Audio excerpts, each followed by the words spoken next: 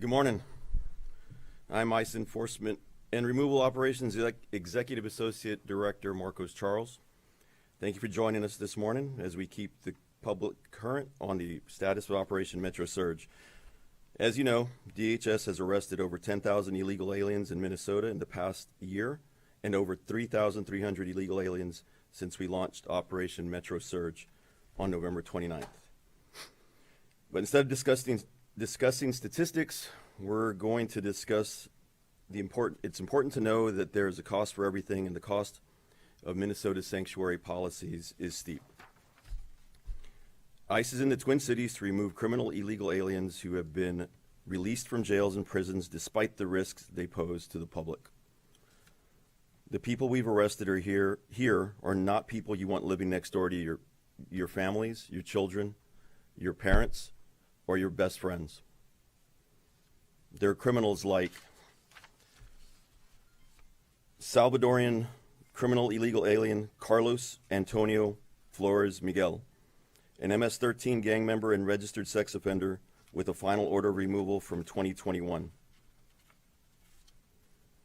He was deported 4 times and convicted of illegal entry twice, and was charged with strong-arm rape and resisting an officer. Despite being arrested in El Salvador for robbery, the Biden administration released him in the United States in 2022. When we arrested him, he punched and kicked our officers and even attempted to grab an officer's gun.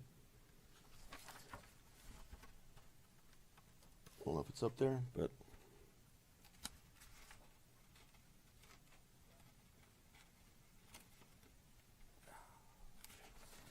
this is our jump. This is the people that these protesters are protecting. We also arrested St. Lucian criminal illegal alien Nelbert Joseph, who has 11 criminal convictions, including larceny, stolen vehicle offenses, and has a final order of removal in 2023.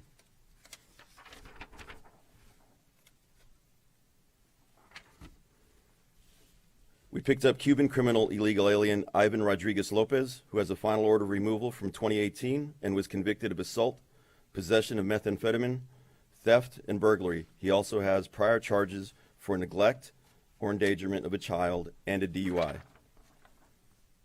These are the people protesters are protecting. We picked up Cuban criminal illegal alien, it's the wrong guy. Another one is a Laotian criminal illegal alien Yao Li, who was convicted of second-degree murder.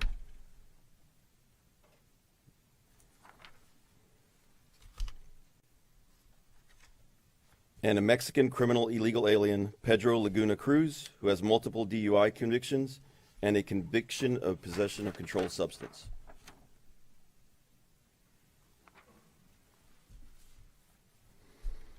These are the people who the church agitators were protesting for.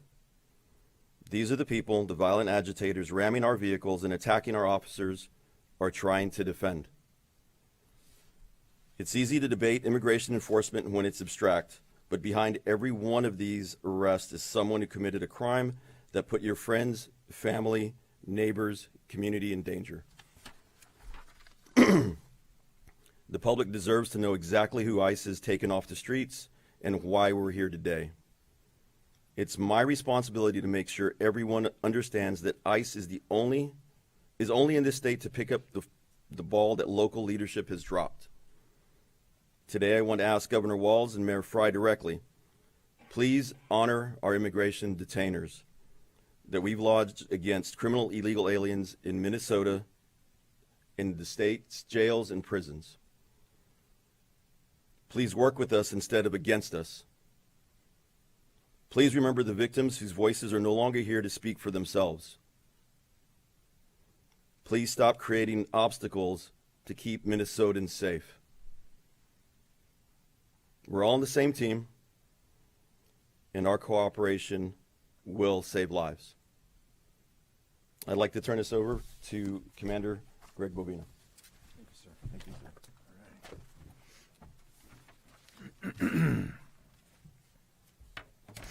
Well, good morning. I'm Greg Bovino, Commander-at-Large of Customs and Border Patrol Assets here in this great city of Minneapolis, Minnesota. I'm glad to be here this morning. I'll make a few remarks and then we're going to open this up to questions. Please hold all questions until the end. Now, folks, we've seen the excellent work that Mr. Marcos Charles has detailed here. This excellent work on these screens here. Marcos, you and your team are out there every day, Border Patrol, ICE, and those allied teams, and they're taking these folks off the streets. These folks were walking the streets less than 24 hours ago. Marcos and his team and Border Patrol are taking them off the streets by the dozens and sometimes hundreds every single day. So that's some fantastic work. We want to continue to accomplish that work. But what I would like to touch upon this morning is how much better this work could be. How much better can we do what we do? And how much better for who? For you, which you being Ma and Pa America and the taxpayer, how much better this work can be for the taxpayer. Now, better to the citizens here of Minneapolis as well. Minneapolis, 2020 riots, this most current influx of anarchists and folks that want to disparage and occlude this Title VIII law enforcement mission. So we can do this much better for the citizens of Minneapolis. And what this revolves around is the climate, the current climate surrounding law enforcement and this Title VIII mission in which ICE, Border Patrol, and these allied teams are fighting so hard to accomplish. Now, this climate that we talk about is not very favorable right now in Minneapolis. But that as our first point, it's not very favorable to federal law enforcement here in Minneapolis. Let's take a look at what happened yesterday. Some of you may know that Border Patrol and ICE were out conducting our Title VIII mission, and several of our teams were set upon by violent protesters, anarchists, rioters, individuals, and extremists that were intent on ensuring that we did not take these very people that Marcos talked about off the streets. Intent that we would not arrest these individuals, these illegal aliens that prey upon Ma and Pa America every single day. So yesterday I had the fortunate opportunity to once again work with those fine agents in ICE and Border Patrol. And in doing so, from the very beginning of the shift all the way through the end of the shift, all day long, it was a running battle with those very extremists that I've talked about. So as we were looking to conduct that targeted enforcement against some very vile criminals, we were met with resistance. One of those criminals that we were after was Victor Urice, Mr. Victor Urice, a target that we were after yesterday. This individual is a convicted felon from Mexico with serious weapons offenses, fleeing from police, and a criminal rap sheet so long that I can't remember it all. That's who we were after yesterday. Now, as we were after Mr. Urice, we were set up on rioters who tried to stop us at every point yesterday. Simply using the restroom at a gas station was met with significant resistance. A lot of people would call that stalking. I don't think any of us would like to be stalked, but being stalked for 8 or 10 hours at a time is not a very favorable climate. Hey, folks, where were the cops yesterday? Where was Minneapolis Police Department during that 8-hour stalking events? Anybody care to venture a guess? I'd like to venture a guess, and it's I don't know. So it's that climate we're talking about. Violent mobs of rioters who became violent towards the end of the day. Our very last stop at a gas station was met with violence. Individuals that perpetrated violence against our Border Patrol agents, forcing us to take action, not against Victor Urice, the individual that we were after, but to take action against those violent anarchists who didn't want us to catch Victor Urice, if you can believe that. Absolutely unbelievable. Hey, where were the cops during that 8 hours of stalking and violence? Where was Mayor Fry? Where was, I don't know, Governor Waltz? I didn't see him around anywhere. You know, there's a saying, I think Thomas Paine said that in one of his pamphlets, Common Sense. He said politics and politicians on their very best day are barely tolerable evil. Is this Mayor Fry's very best day yesterday? Oh, I don't think so. Absolutely not. So put yourselves as the media and the press there. Would you like to be stalked all day long with folks that want to hurt you all day long? Think about that. Also, I'd implore upon you to report that. We were forced to utilize less lethal devices again yesterday to keep the public safe, to keep the Border Patrol agents safe, and so that we could continue to conduct that Title VIII mission. That's our job here. We're not going to be deterred in conducting the Title VIII mission, no matter what that climate is, no matter that violent rhetoric by Mayor Fry, Waltz, and others, individuals that come into churches, as Mr. Charles said. We're not going to be deterred from that. So CS gas, pepper balls, a whole litany of less lethal devices were used to ensure that our agents, those agitators and rioters, and the public were safe, and that we continue to conduct that mission. Citizens were failed twice yesterday. They were failed twice yesterday. First, as I said, the response from Minneapolis Police Department and other local agencies, missing in action. That's what you call missing in action. When fellow law enforcement officers are in need, missing in action. Unconscionable. And then the second part of that is these criminal illegal aliens that were let back out on the streets. Let's go back again to Mr. Victor Urice. He was on probation, by the way. Our target was on probation. He was let back go on the streets of Minneapolis so that we had to go into the community. Never should have happened. We had to go into the community to remove him. Why not, Mayor Fry, Governor Waltz, turn this individual over to us so we're not in the streets, so that anarchists are not allowed to ply their trade of anarchy against law enforcement? Now, this didn't happen overnight. This anarchist-type movement has been well established here in Minneapolis since 2020. We all know what happened in 2020. The anarchists love this, by the way. They love this. This is just what they want. This is just what Mayor Fry, Governor Waltz, and others are giving them. This emboldened rhetoric vilifies law enforcement and creates very unsafe situations for law enforcement and occludes from the mission of taking these bad people, as Mr. Marcos Charles said, off the streets. Compliance, they think, is optional. Compliance is not optional, not when law enforcement conducts. It's legal, lawful, ethical, and moral duties. It's not optional. There is no option there. Let's get this straight. Do the anarchists want Victor Urice to remain on the streets? I think that's the base question. Just Mayor Fry and Governor Waltz. I've never heard them say a word about these violent, illegal aliens that roam their streets. I guess they want them there. But guess what? ICE, the U.S. Border Patrol, and those allied law enforcement agencies, President Trump, Secretary Noem, we don't want it and we won't have it. Law enforcement unquestionably is being targeted right now in Minneapolis. I'll close by saying that we're being targeted now in the Title VIII mission. What does this spread to in the future? That rule of law and order, what else will that spread to? Maybe some speeding tickets, or maybe another law or situation that someone doesn't agree with. It'll spread to that as well. We're not going to allow that to happen here in Minneapolis or anywhere else. We're here to stay the course. We will stay the course. U.S. Border Patrol, ICE, and all allied law enforcement agencies, we're here and we are going to accomplish the mission.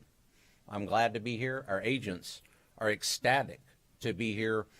ICE agents are glad to be here. Removing that off the streets, it will continue. Thank you. Commander. Let's start with Nicole for the name and outlet. Sure. Nicole Scangas, CBS National News, Commander Bovino, EA Charles. Thank you so much for being here. 2 days ago, you told us that Minnesota released nearly 500 undocumented migrants from state custody instead of transferring them over to ICE. And we took those numbers to Paul Schnell, who is the commissioner of the Minnesota Department of Corrections. He calls it fundamentally false. He said, as a matter of policy, DOC cooperates with ICE and ICE detainers. He showed us multiple examples of convicted criminals serving time in Minnesota state prisons, including names that you displayed on these screens, and he showed us how they were transferred from state prisons into DHS custody days before. CAD Charles, we also took your statement that there were more than 1,360 pending ICE detainers statewide, and he told us his department conducted a statewide survey, a review, and found just 207 individuals in state prisons and 94 in county jails are subject to ICE detainers right now. That's 301. Can you help us understand why Minnesota's top corrections official says not only has the state been honoring ICE detainers for decades as a policy, he doesn't understand where the Department of Homeland Security is getting its numbers from? What is your response? So the Department of Corrections for Minnesota does honor our detainers. We pick individuals up from the state. It's the counties that do not honor our detainers. So when the state gets them and those detainers are lodged against the state, we get those bodies. So However, cooperating the state with- DOC is the only entity that we can pick up from. We're opening up dialogue with some of the counties, and we are looking to see if they are more willing to honor our detainers at this time. The 1,300 number is statewide in counties that we have lodged. They may not have record of it if they don't file them, because they don't honor them. They have no reason to keep them. How do you fix that problem, and which counties are not cooperating with ICE so that we can follow up? Just look at the majority of the counties. Just go through the list. I believe there are 87 counties in Minnesota. Just look through every one of their records. That's what I suggest as far as that. As far as what we can do to make it better, the governor should talk to the counties and let them honor our detainers. Many of these sheriffs want to help us. And just as a final point, though, it is true that some of the worst have been handed over to ICE by Minnesota state officers from Minnesota state prisons. Some of the ones that we have up here, Correct. the ones that we've listed, I believe, have all been either arrested at large or come from a county that has released them and we picked them up. But through a coordinated transfer. No, not all. Go ahead. Commander Bovino, sources tell MS Now that you had an argument with a magistrate judge on duty here in Minnesota recently. Can you describe why you were upset with that magistrate judge? Okay, sir, I've not had any argument with a magistrate judge. You're going to have to be more specific there. I've not talked to a magistrate judge from then to myself, no. We understand it's because you were upset with the magistrate judge for rejecting arrests on the grounds of assaults on federal officers. They argued it wasn't warranted. Do you have any comment on that? I do. We work very hard with Department of Justice, with the courts to gather and obtain those warrants. One of those warrants, we'll go back to Victor Urice here. We did work several days to get a warrant for this individual, and we worked through what we needed to do to get a warrant for this individual. And we're going to continue to work with judges and the courts to obtain these warrants with those judges. And then final question, do you have any moral or ethical qualms about detaining a 5-year-old on his way back from preschool? Be more specific. I don't. Freedom Ramos in the Columbia Heights School District, do you have any moral or ethical qualms about that? We conduct legal, ethical, and moral law enforcement missions here in Minneapolis. So as far as what you're saying with that particular individual, you'll have to be more specific because I didn't detain a 5-year-old. And we're going to continue with that law enforcement mission. Oftentimes you will see violent illegal aliens that perhaps do have families.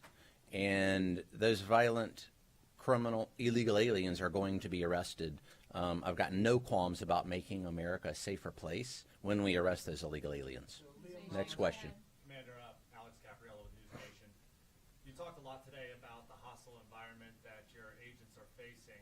we do know that military assets, namely National Guardsmen, are literally waiting in the wings for the president to invoke the Insurrection Act to actually provide that backup that potentially you might need. Would you encourage the president at this moment, given what you've seen on the ground here in Minneapolis, to invoke the Insurrection Act to help you? I give Secretary Noem and the president, as do the other law enforcement leadership here, information briefs and data points multiple times a day so they can make any decisions that they need to make as to whether to put troops on the ground or not. So I'll leave that for President Trump and Secretary Noem based on the vast amount of information that is parlayed to them each day. And a quick follow-up, you used some tear gas yesterday, and I know you just mentioned it, but obviously there was a recent ruling that was an appeal from the Department of Justice to allow your agents and federal agents to use those types of measures. Can you comment on what that allows you and your men and women to actually do out here on the ground? Sure. I believe the case you're talking about was overruled and yesterday by a higher court anyway. It wouldn't have mattered because we follow the law. When we utilize less lethal munitions or any use of force, it's called the minimum use of force necessary to either effect an arrest and or accomplish a mission. So we did that. Whether or not that ruling was in effect, we still did that yesterday.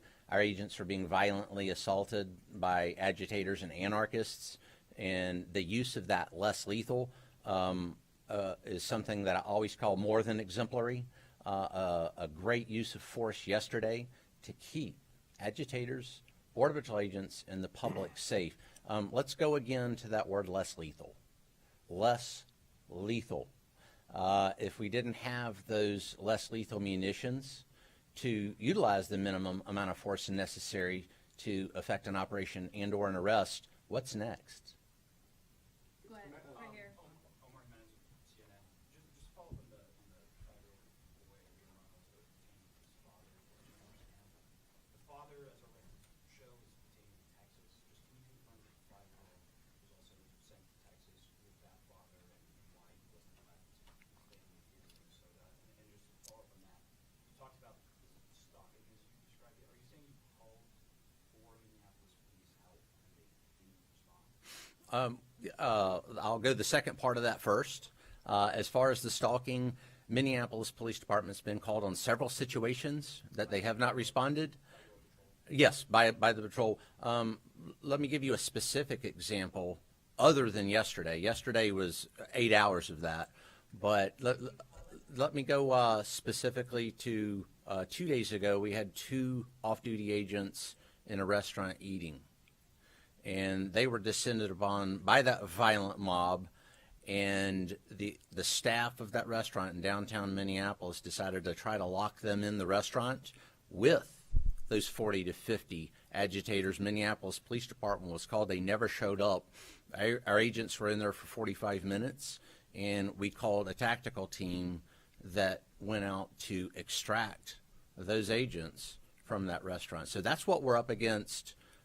As far as state and local help, if that gives you any indication of the depth and scope of that. Now, as far as the 5-year-old and the father, I'll let ICE answer that because we turn our detainees over to ICE, and they do a fantastic job of discerning what and how that's going to happen. Just one follow-up to you, Commander, before you turn it over. I've seen you in multiple cities to this point, in Chicago, here in Minneapolis as well, and the tactics have been very, very public-facing, just from a bystander perspective. It seems like that's the point, correct me if I'm wrong, but why not take care of some of this enforcement during hours where you would be less likely to encounter the public to that effect, less likely to detain an American citizen who would be We go where the threat is, and we're going to go at the optimal time where those threats are present. Take serving a warrant, things like that, or these targeted enforcement efforts. What you may not realize is those efforts occur 24/7. Oftentimes, we cannot control where that suspect is at a given time, but what we can control is a safe time to apprehend that suspect. Oftentimes, that's early morning hours or when we encounter that individual that's alone or perhaps not near a crowd. So that's why we're in an area. It's just even getting in or near the area we're set upon by anarchists and rioters and things like that. All right, right here. Frankie with WCCO here at CBS. Do you have any updated numbers of how many meters are here it's been abused since we received them? Sure, I won't give you an exact number. Those numbers are going to remain law enforcement sensitive, but several thousand Border Patrol, ICE, and allied teams, so several thousand.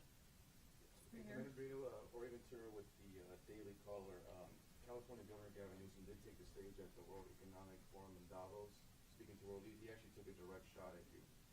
Newsom saying, quote, Greg Bovino is dressed up as he literally went on eBay and purchased SS scarves, secret police, private army, masked men are disappearing people with no process. Just, do you have a response for the California governor who just made those comments?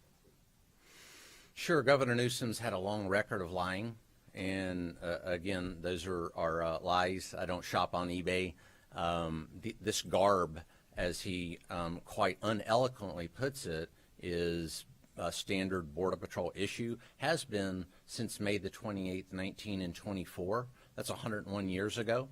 So as far as what he specifically said, I don't know. While he's enjoying Davos and whatever he's enjoying over there, I'm out being, our agents are being assaulted and stalked by violent rioters, many of which I believe they draw inspiration from his words when we operate in California, because he says the same thing, some of the same things that Fry and Waltz said. So he is responsible for that very violence that our agents are subject to on a daily basis. Remember, it started in California, operation at large Los Angeles. Go ahead. Yeah, Jack Grupp with the Associated Press. Question for Mr. Charles. There are specific operations where ICE has broken into homes without a judicial warrant, and we know that there is an internal memo telling officers that they can enter a home without a judicial warrant. Do you feel that you're justified in entering a home by force using only an administrative warrant? And if so, how often have you done that in Minneapolis? So first off, we don't break into anybody's homes. We make entry in either a hot pursuit with a criminal arrest warrant or an administrative arrest warrant. The thing to remember is these administrative arrest warrants have been deemed justified by courts, also in immigration purposes. Also, the one thing that you need to know is that these warrants are based on an immigration judge's decision that these individuals are now removable from the United States. This is their final order of removal, and those warrants are based on that decision. The second question, just how many cases have there been where you have entered a home using only an And again, right now that's law enforcement sensitive. I'm not going to go into those numbers. Peter, also from Carolina. Commander, you said yesterday with the MPD, calling them. Did you actually call Minneapolis police yesterday during that? And at a certain point, you obviously are very visible. Making people recognize you and not acknowledge these agents. Do you think that your presence on these operations is helping or hindering in the moment? Sure, I think anytime law enforcement is conducting that tightly mission, it certainly helps.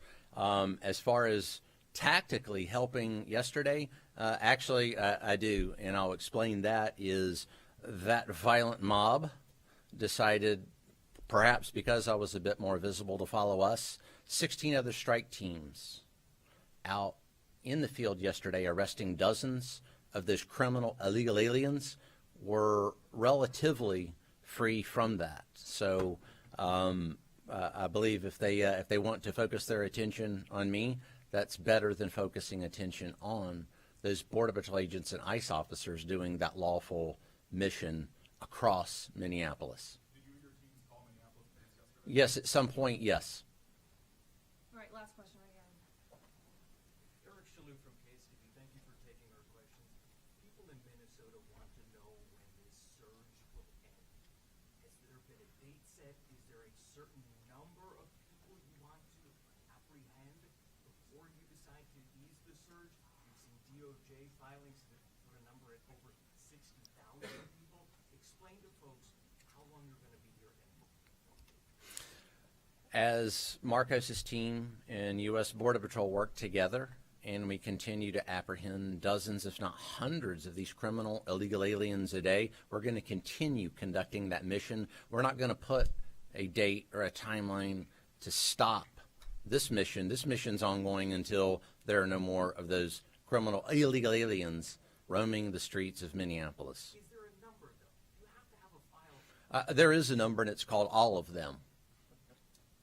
Yep, you bet. All of them. We're not going to allow criminal illegal aliens to walk the streets and have more Molly Tibbetts, Jacqueline Nungare's, and all the other ones. I mean, you're worried about numbers. I'm worried about the deaths of Americans. Let's talk about that a little bit. Maybe Jacqueline Nungare, what her last moments were like. How come we never talk about that? And you're worried about numbers.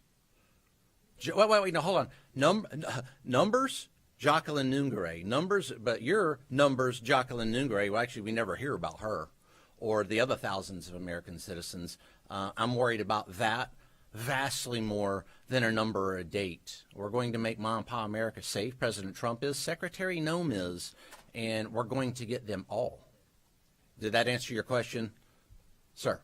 Really quick. Thank you. Okay, Chief Bovino, really fast. Can you comment on the Vice President coming? Very glad to have the Vice President here, Mr. Vance. He obviously, Mr. Vance is a supporter of the Title VIII mission. He knows what's at stake here. He knows what's at stake in Minnesota and nationwide. And one of our most ardent supporters of that Title VIII mission, one of our most ardent supporters of taking criminal illegal aliens off the streets, J.D. Vance from Ma and Pa America. Just like President Trump, Secretary Noem, he's for Ma and Pa America. And I can't think of a better individual to come down and talk to those Border Patrol agents and ICE officers. Marcos and I were talking here just before this press conference. One of the things that J.D. Vance does is he wants to hear from the rank and file Border Patrol agents and ICE officers. That's something very unique to him. He wants to come down and talk to them individually, see what's on their mind, their issues, concerns, and what's going on the ground. You don't see that a lot, but you sure see it with the Vice President. Vice President Vance, we can't wait to see him. We're glad to have him. All right, thank you. Thank you. This way, sir.